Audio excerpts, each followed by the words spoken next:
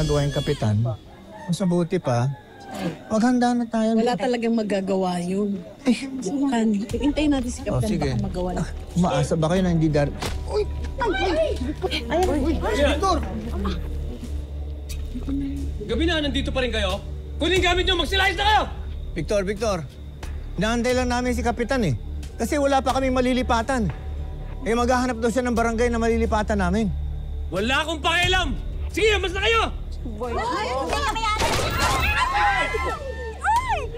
May 30 minuto kayo para kunin ang gamit nyo tumalis. Alam nyo na mangyayari sa inyo pag hindi kayo sumunod sa amin. Mga kapitbahay, aalis ba tayo? Hindi! Magkakabaw ang tulugan natin! Oh, kapit bisig! Kapit bisig! Hindi kami gagalaw dito! Matatakot sa'yo!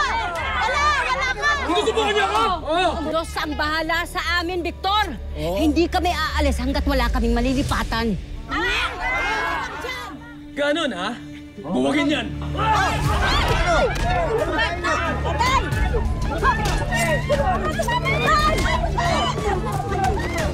Tama naman yan! Tama na po! Tama na! Tama na po! Tama na! Ako po yung may kasalanan sa inyo! Ako po gantihan nyo! Huwag niyo pong idadamay si nanay tsaka si lolo! Huwag na din po mga kapitbahay namin! Tera! Ayoko na sa mga pagmumukha nyo! Huwag na kayong magmatigas! Kunin yung gamit nyo at umalis ng tahimik! Para wala nang masaktan sa inyo! Hindi kami aalis! Hindi ka dito, Tera! Sa likod ka! Nagmamatigas talaga kayo! Matigas kayo, ha? Bibilang ako ng 3. May mamamatay talaga sa inyo! Pero una ikaw, batang yan! Aalis kami! Aalis kami! Nay! Nay! Huwag po kayo matakot, Nay. Mang Victor, may konsensya pa naman po kayo, di ba? Di naman po talaga kayo masmang tao, di ba? Ba't niyo po ako papatayin? Wala akong konsensya! Wala akong pakialam sa inyo lahat!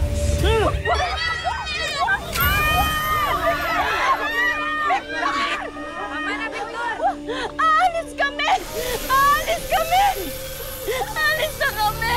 Aalis kami! Victor! Victor! Victor! May malakas na enerhiya ang pumipigit sa kamay ko! Lopet, tulungan mo ako!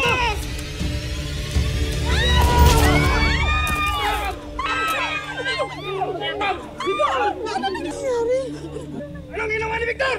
Minsan ang sarili niya eh. Makamatay si Victor! May kakaiba sa batang to! Sa demonyo ata to eh! Walang demonyo sa akin!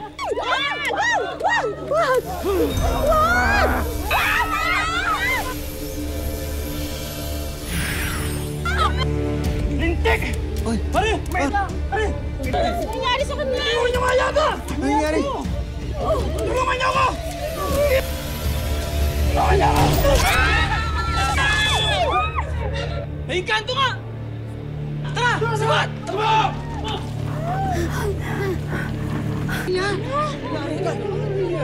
Parang nasapian! Nasapian! Nasapian!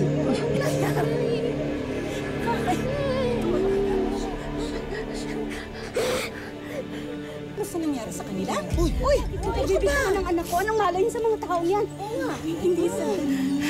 Kaya lang... Wala po ko ginagawa!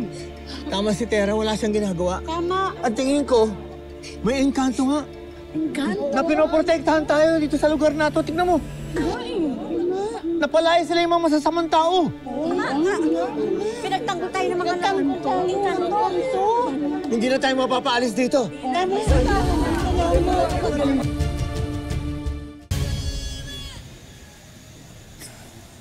Masakit pa ba yung pisngi mo? Ha? Buti hindi na maga. Hindi naman na po, Nay. Pero, Nay, hanggang ngayon po hindi ko pa rin po talaga makalimutan yung nangyari. Kalimutan mo na yon. Wala. Wala yon.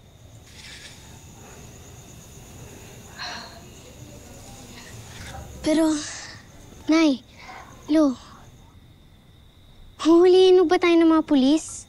Ako po ba pagbibintangan nila na pumatay kina Mang Victor? Tera, ba't mo naman naisip yan? Hindi ka nila pagbibintangan. Eh, kitang-kita mo naman. Lahat ng kapitbahay natin testigo sa nangyari, di ba? Kusang nagpakamatay yung dalawa, di ba? Binaril na sarili nila. Tingin ko nga eh.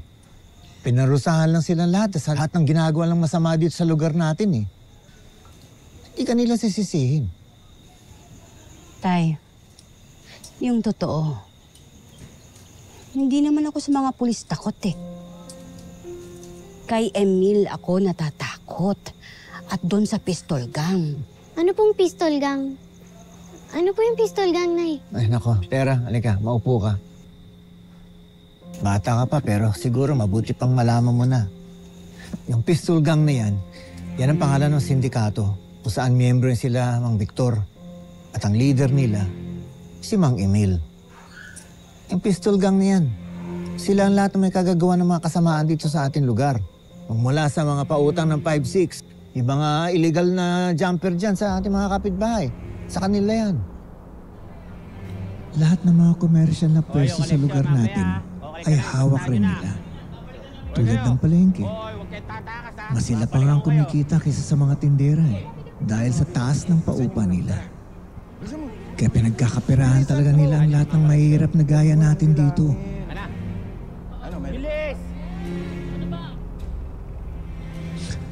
Kahit ang mga terminal ng jeep at tricycle, pinagkakakitaan din nila ang mga pobreng driver. At sila rin ang nagtayo ng iligal na pasugalan sa lugar na to.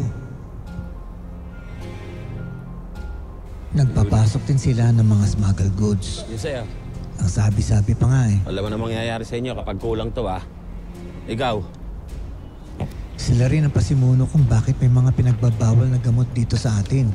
Kaya ang daming mga adik. Sige. Ibiyahin nyo na yan. So, tandaan mo wag na wag kang papasok, masubukan man lang yung mga illegal na droga na yan. Wala kang mabuting mapapala dyan at masisira lang ang buhay mo. Polo. Pero, ba't di pa po inuhuli ng mga pulis yung pistol gang na yan? Eh, Naku. Paano ngang mahuhuli? Ang balita, ang sabi-sabi rito, may koneksyon sa taas. Yang Emil na yan. Kaya, gano'n na lang kung maghari-harian, di ba? Yun, si Victor. Kung umasta, akala mo kung sino Alam mo, anak, kahit masamang sabihin, masama mang isipin, ayos na rin na namatay siya. Sana nga sinama niya lahat ng pistol gang. Tera, baka naantok ka na. Mabuti pa, magpahinga ka na. May school ka bukas, di ba? Polo, good night, Polo. Magpahinga na din po kayo, ha? Good night, night. Good night po. Sige, susunod na kami.